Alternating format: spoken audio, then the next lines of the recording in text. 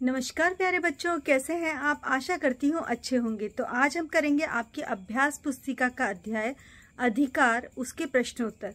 शुरू करने से पहले आपसे गुजारिश है, ई अध्यापक को प्लीज सब्सक्राइब करें और अपने दोस्तों के साथ शेयर भी करें। मुझे सेकंड पीयू से अच्छा रिस्पॉन्स नहीं मिल पा रहा है, कृपया शेयर करके मेरे चैनल को आगे बढ़ाएं। Thank you. पहला प्रश्न है, मुस्कुराते फूलों को क्या आना चाहिए। उत्तर, मुस्कुराते फूलों को मुरझाना भी आना चाहिए। दूसरा, मेघ किस चीज की चाह होनी चाहिए। उत्तर है, मेघ में घुल जाने की चाह होनी चाहिए।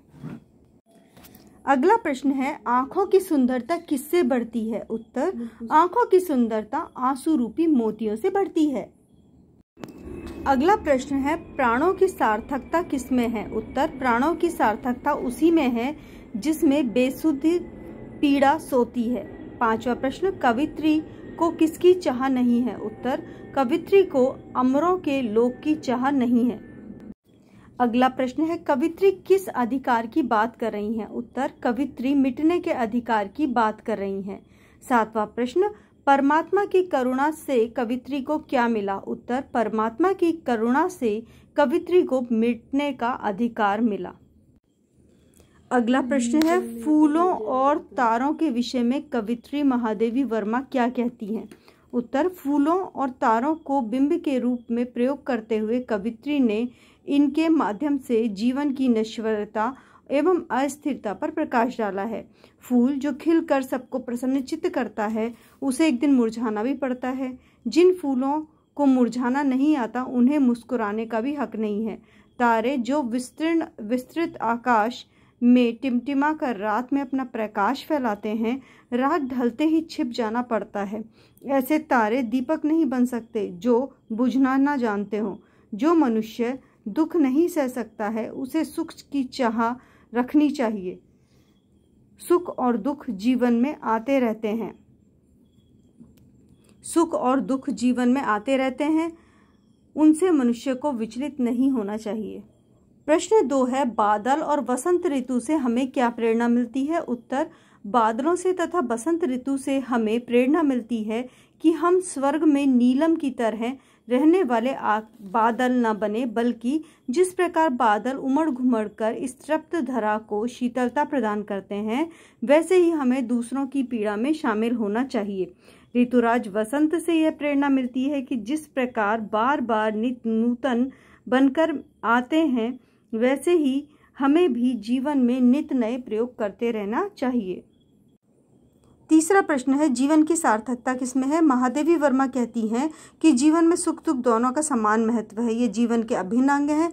जिस तरह मेघ की सार्थकता पिघल कर बरसने में है, जग को आनंद देना है, उसी तरह जीवन की सार्थकता परिस्थितियों का सामना करने में है, न कि उससे पलायन करने में। मनुष्य के लिए आवश्यक है कि वह जीवन को उसकी परिपूर्णता में स्वीकार करे। अगला प्रश्न है, कवित्री अमरों के लोक को क्यों ठुकरा देती हैं। उत्तर, कवित्री महादेवी वर्मा जी का विश्वास है कि वेदना और करुणा उन्हें आनंद की चरम अवस्था तक ले जा सकते हैं। उन्होंने वेदना का स्वागत किया है। उनके अनुसार जिस लोक में दुख नहीं है, वेदना नहीं है, ऐसे लोगों को लेकर क्या होगा। जब तक मनुष्य दुख ना भोगे, अंधकार का अनुभव ना करे, तब तक उसे सुख और प्रकाश के मूल्य का आभास नहीं होगा। जीवन नित्य गतिशील है, अतः उसमें उत्पन्न होने वाले संदर्भों को रोका नहीं जा सकता। जीवन की महत्ता परिस्थितियों का सामना करने में है, उससे भागने में नहीं है। कवित्री अमरों के लोक को ठुकराकर अपने मिटने के अधिकार को बचाए रखना चाहती हैं।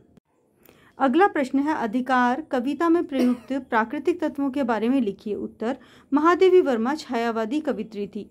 प्रकृति वर्णन छायावाद का प्रमुख अंग है। अधिकार कविता में भी कवित्री ने कई प्राकृतिक तत्वों के द्वारा हमें संदेश दिया है। फूल, तारे, मेघ, बसंत ऋतु आदि प्राकृतिक तत्वों द्वारा दुख और वेदना का अनुभव कराया है। नीले मेघों को घुलना चाहिए। बसंत ऋतु के बाद ग्रीष्म ऋतु का आना स्वाभाविक है। उसी तरह मानव जीवन में सुख दुख सामान्य है। दुख, वेदना, यातना की अनुभूति कर धैर्य से सामना करना चाहिए।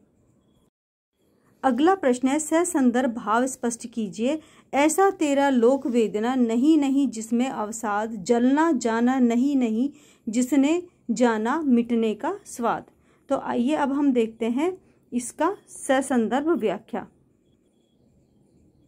प्रसंग प्रस्तुत पद्यांश हमारी पाठ्य पुस्तक साहित्य गौरव के अधिकार नामक आधुनिक कविता से लिया गया है, जिसकी रचयिता महादेवी वर्मा है।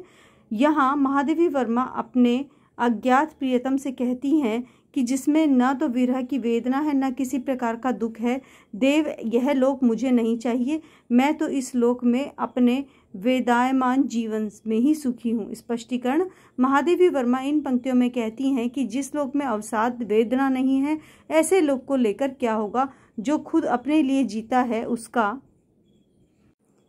जीना भी क्या है, जो परिस्थितियों को डटकर सामना करता है वही असली जीना जीता है। जिसमें आग नहीं है, जिसमें जलना नहीं जाना है, जिसने जीना भी, उसका जीना भी क्या है। वह तो खुशी से मर मिटना भी नहीं जानता। जो दुख का सामना करना जानता है, मर मिटना जानता है, वही मुस्कुराना भी जानता है। तो इसी के साथ ये अध्याय समाप्त होता है। आशा करती हूँ आपको अच्छा लगा होगा। चैनल को सब्सक्राइब करना ना भूलें। दोस्तों के साथ शेयर ज़रूर करें।